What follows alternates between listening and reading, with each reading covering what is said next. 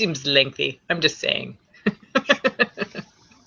Broadcasting for 8 hours seems lengthy.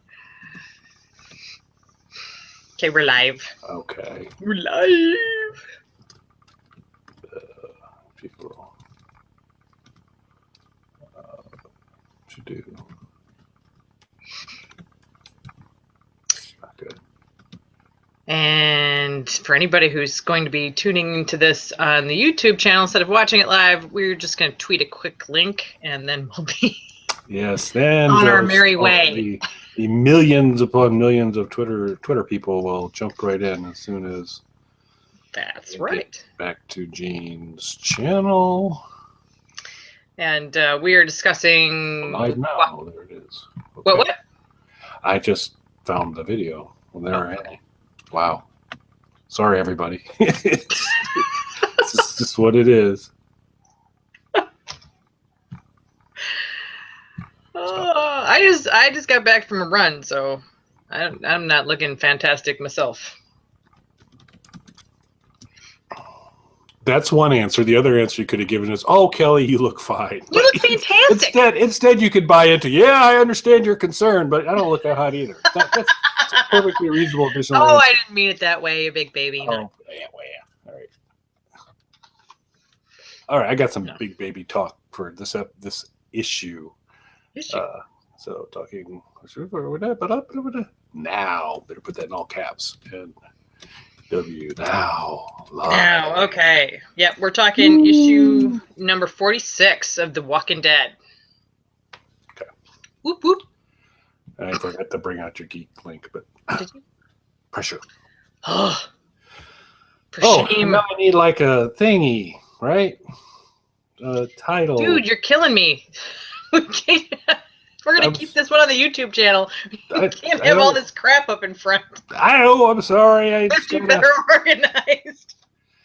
Well, this was all sprung on me so suddenly.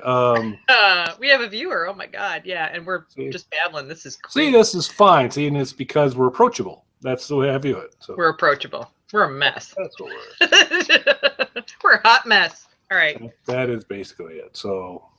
Okay, so 46. Did you see the cover for that? 46? I did. It's we get to see a lot more of the kind of like solid red covers coming up with like All Out War way down the road and all that. But we had the very bad news. It's usually not a happy cover if it's all red. And right. We had Tyrese looking for a contact, I assume. Searching for something on the floor, yeah. Searching for something on the floor, and the governor, I think, was trying to help him out and was pointing to where the contact was. With Michonne's sword. With Michonne's sword, yeah. Something like that. I don't know. There's a sword. He was kneeling. Doesn't look good for Tyrese. Yeah. Yeah. And we open up, and basically, I forget what his name is. Gabe. Yes. Gabe. Good old Big Gabe tells the governor that he's pretty sure Michonne's dead. He's not that he could really, he didn't actually like go up and feel like a pulse or anything, but he thinks he shot her in the head from a distance. Yeah. And she fell. So it looks like she's dead. And didn't move, which are all good leading indicators of dead, I think, but, and he's got her sword. So, yes. Yeah. And I personally, I was like, there's two things there. One of which is, if the governor's going to punch somebody in the face for suggesting that you leave somewhere, when you're losing a battle, then you're probably going to want to lie to him and tell him Michonne's dead, even if she's not. But then you have to deal with the aftermath of that later. Yeah. Yeah, it's kind of he's not an ideal employer. I think this is the case, but yeah, I probably. So you either take your lumps up front with him, or you're gonna have to take your lumps, later. I'm not really sure what I would have done there. Yep, there will be lumps, though. There will definitely be lumps. There will be punches to the face. Yes. Yeah. And then I'm sorry. Oh, so then we just spin back to the prison where Yeah. they're busy loading the truck. Billy's whining about having, I didn't we just unload it or reload it? He's complaining. I did find it was interesting. There was one of the panels was a shot of Rick and Lori from the back. They're kind of standing side by side watching them load the truck. Yeah. And it struck me as like the back view of American Gothic. And it was just like the painting of the two people. It's kind of looked like that, except Lori had a gun. So that part was different. And it was slung in a, I know what I'm doing kind of way. And we all know that Lori should be wearing the holster upside down, wrapped around her knee. Yeah. I thought it was a nice panel, though. It was. And they have a lot of discussion about fortifying the prison with cars and getting the 2 prison buses out. For a little cover and whatnot. So they're trying to figure out what to do to make it better the next time he shows up, because they know that he's going to show up again. Yeah, and now they're also, down by like half because Dale took off with Len and Maggie and yes. Andrea and yeah.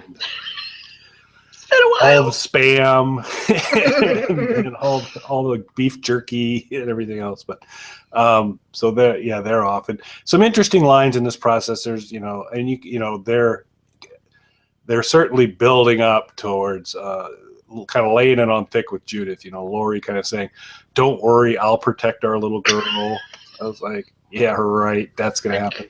I could not keep a straight face at that panel. Yeah. and Rick was like, when you were talking about the preparations, it's like, and when they come back, and they will come back. So like, yeah, okay, whatever. You're right. Yeah, and he's complaining because he doesn't want to use his crutches anymore. Yeah. I'm not entirely sure how he's using crutches with one hand. That's a good question. Because he's got 2 crutches. Yeah. In one hand, but yeah. I don't know. I'm not sure how you.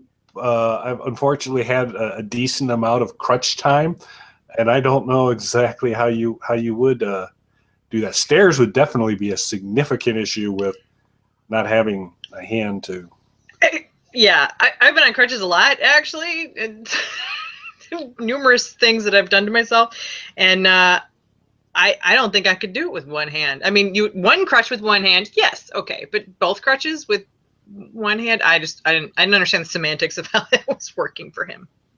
And then, of course, Rick is, wanting to get off the crutches, saying, I don't need something else to slow me down, and waves Stumpy at Alice, like, in case you forgot. It's like, yeah, we're aware. Yeah.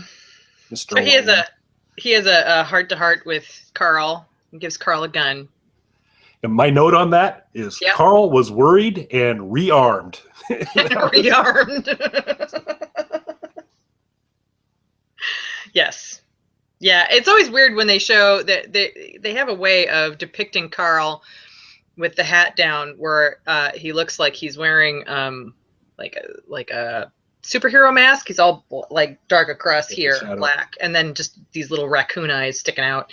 And that's always sort of like his I'm really concerned about what's going on and you need to reassure me type face. Yep. Yeah. Yep. Yeah. So basically what happened, but they have part of this discussion where basically Rick says, stay alive, no matter what occurs. I will find you. And it's very Last of the Mohicans kind of thing. I could not. I was laughing. I shouldn't have been because it was meant to be tender and sweet between the two of them. I was cracking up. Yeah, and he's and in this whole it comes up a little bit here, but the and we I don't know. I think we can stall all we want, but we're gonna have to talk about the next scene sometime. So do you just want to get it out of the way? Oh, damn it. Yeah, all right. Oh my God. So you know what? I'll let you take this. I don't even want to say it. It makes my skin crawl a little bit. So I'll let you say it. You know, and that's the funny thing is that this is a comic about zombies, and I'm sort of fine with that. Yeah, that's much more pleasant to observe than two hairy sea slugs engaged in sea sluggery in the infirmary. Alice happens to walk in on Axel and Patricia. So playing basketball. Playing basketball. Wow. Wow. Neither's a looker. I'm gonna go out 11.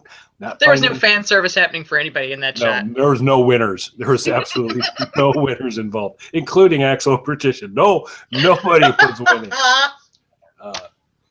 I did, I tried not to dwell on it, but apparently what they wanted to get across is that Axel is a hairy man, and he appears to have basically head to toe stubble. Sweater. He's just covered in sweater. So it's yeah. So poor Alice. That's got wearing a hairy unitard. There's a great band name. Okay, I'm done. And they would actually wear hairy unitards, which would be just awesome. So then we cut to the Greens briefly. Billy and Herschel, and they're armoring up. They're getting all the battle armor on, the riot gear, and Herschel's praying hard that this is good riot gear, and I think that they're ready to go. So the Greens are getting ready for action, and Billy's asking Herschel if he's scared and all that good stuff, and then I think we very quickly kind of come back to, thankfully, a clothed Axel, who is apologizing to Alice, as he should apologize to every reader. Everyone. There should just be an "I'm very, very sorry" panel for him addressing the world. When Alice lied and said, "Oh, it's no problem." It's like, I'm not blind. It's okay. No, it's all right. Do you have a knife I can cut my throat with at this point in time? Sever my optic nerves. That's right. And then we get kind of a flash over to Rick and Judy, and they're just little quality father-daughter coup time. Yeah. So, to establish that Rick truly loves little Judy. Yeah. For what it's worth. But then there's a noise. Because Axel and Patricia are back at fortunately not. Thank God, no. Everybody ran out of the prison. So. Yeah, and a great big truck shows up, and everybody's a little confused at the prison because the truck actually backs up as opposed to meeting the fence with engine first. It actually backs up, so it's like the governor needed a platform or a stage, so he uses the back of the truck. Yeah, and in the truck is our friend Tyrese, who's covered with a tarp, and he kind of pulls him out. Tyrese is not in good shape. No. He's clearly not been treated well by the Woodbury residents.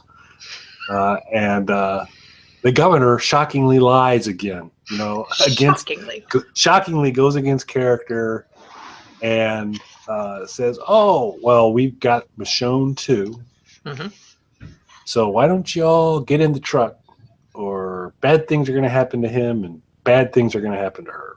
Yeah, it basically says, and if you shoot me and I don't come back, she's dead. Yep. So, and Billy calls his bluff and shoots at him. I'm surprised he wasn't firing right away. He didn't wait too long. But before Billy fires at him, he does actually make good, since it's not working out to plan. Because I just don't know what he could possibly say that could possess anyone to say, "Oh, sure, I'll get in your truck." It's just I don't. It's no. He can say leave. He could go, but he's not. There's nothing he could do to get people on the truck, I don't think. No, I don't think so either. And so he decides he's gonna kill Tyrese with his I think the nicest way you could put it is his subpar sword skills. Yeah, which is strange because when in the TV show, Herschel's the stand-in for Tyrese, or they swap kind of the storyline a little bit. Yeah. And the governor, dreamy governor in the TV show, also has to work fairly hard to get Herschel's noggin removed. I mean, there's lots and lots of whacking. And I remember watching it on television, and my memory of the comic was it was quick and clean in the comic, and the governor on TV struggled a lot. Not the case upon further review. No, and I find it sort of, I don't know, amusing is probably not the right word to use, but well, but I mean, when Michonne has the sword in her hands, I mean, she can chop somebody's skull. You know, she's not even aiming it like a joint. You know, she can slice somebody's skull. You know, just right down the side, and that's not an easy bone to really slice through like butter. And he's aiming at a joint. He's aiming at neck joints. And he just hacks that poor. My God, like how she just seems to. I mean, obviously she's used to it, but to a certain degree, that's got to rely on strength. To a certain degree, you know what I'm saying? And all in the wrist. He just doesn't have it. It's all in the wrist. He just doesn't have it. No. You know. Well, and he's using his non-dominant hand because he lost his dominant hand to Michonne. Oh, that is true. So that's I guess good point. So that probably doesn't help. But even then, the guy's kneeling down. You've got a really super sharp sword. And maybe on the first swipe you don't do it, but this is like about an 8 to 10 ka-thunk attack. It was like a blunt instrument attack. 2 pages, and his head doesn't come off; it just keeps making noise. Yeah, they ran out of kersplat. I don't know what other word to use. We're gonna have to go back. Yeah. Mm-hmm. And then he kicks his head. Not cool, Governor. Not cool. No. And then Billy shoots at him, and he's like, "Get the hell out of here, Fat Gabe!" So he and the odd couple take off. The odd couple. So true. Oh yeah. And then back to Woodbury, where shocker, the governor lies. Governor lies again. They shot their own man. They're crazy people. We need to kill them all. Yeah. And the very last panel. Axel and Patricia. Stop! They came back. Get that out of my head. Stop bringing it to the forefront, man. I can't. I want to. Oh, it's horrible, horrific. But significantly less horrific. Michonne now has to drop on the governor. Yes. The gun right against his lion head. So that's right. Yay! This is good news, we think. We'll have to find out next issue. Absolutely. So in terms of kind of this segment and the television series, yeah, I mean, pretty, they compress because, there's kind of some ebbs and flows of Woodbury and the prison. There's more in the comic than there is in the television show. There's still, it's not a one and done deal, but there's like multiple visits to the prison before everything kind of happens here. But overall, it was pretty true to, I mean, the basic arc of this kind of storyline, the character change. But this would be one where I thought that the television series, with the exception of the character change, was running pretty true to the comic. And there was no Axel thing, which was awesome. Thank you. Did Patricia go at the farm, maybe, in the television? I'm trying to think. I honestly don't remember what happened to her on the show. I don't think she made it out of the farm. I think during the big to-do when the farm got overrun, I think she was one of the many that didn't make it out. That could very well be true. Because I really don't remember her at the prison at all. Nope. But I mean, was she married to Otis in the show? I don't remember. I think they were married, weren't they? I think they were, yeah. Yeah, and and that was a whole different story arc because Shane threw him under the bus, so to speak, to save himself, and so yeah, it was a little bit different. I want to say I agree, though.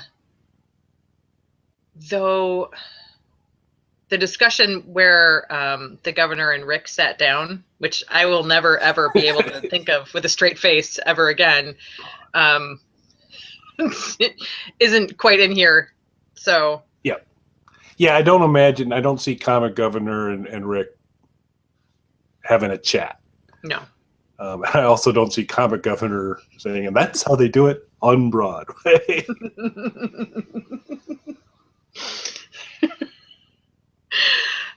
That is still one of the most awesome. Folks, so what Jeans and I are laughing about, if you're not already familiar, is the bad lip reading Walking Dead. There's multiple ones out there. They're all pretty good for Walking Dead. Yes. But the crown jewel is the one that takes that Governor Rick scene. And he sings a little song for us. The governor sings a little song. Libibidi. And if you, I just have to warn people. So you go to YouTube and you basically just search for, what was it called again? Bad lip reading. Bad lip reading. Yes, bad lip reading. Walking Dead. If you do watch it, you will never be able to take the governor seriously like ever again. I'm just saying. Nope, it's impossible. It takes the teeth right out of him. Yeah, because Rick still, it's just kind of, you could say but the governor is. Basically, they take that footage and then they have somebody talk for each of the characters, and the governor's character sings this ridiculous song, and Rick's character just goes, "What? What are you talking about?" That's it. But the song is hilarious in and of itself. I mean, just that by itself is funny. And like I said, it just takes the teeth right out of the governor. It is really tough to watch that scene and stay in the moment of the scene. You're just waiting for him to. I have to say, the first time that I watched it with that Libibidi song, like I was crying laughing, and then the next day I was brushing my teeth and I started like laughing again, and like basically I just drooled like right into the sink. I was laughing so hard. I was just it's funny. You should check it out if you haven't seen it. So I think that's really the only like serious, other than like you said, I mean they follow the same basic plot. It's just they swap out the characters there. Yeah, for this little segment, there's all kinds of other things hanging before and after that, additional twists. But this ran pretty close. Yeah, the TV show definitely stayed very close to this particular issue. And things are going to pick up even more next issue. So. Yes, they are. Very exciting. Okay, all right. Things are going to happen. More things are going to happen. More dark things, which is excellent. Okay, so anything else you want to cover? I do not have any additional. I don't have any fun facts. I got nothing. No. I've given all I can give on this issue. I got nothing. This is it. All right. In that case, good night, everybody. Thanks for watching. Good night. Thank you very much for watching.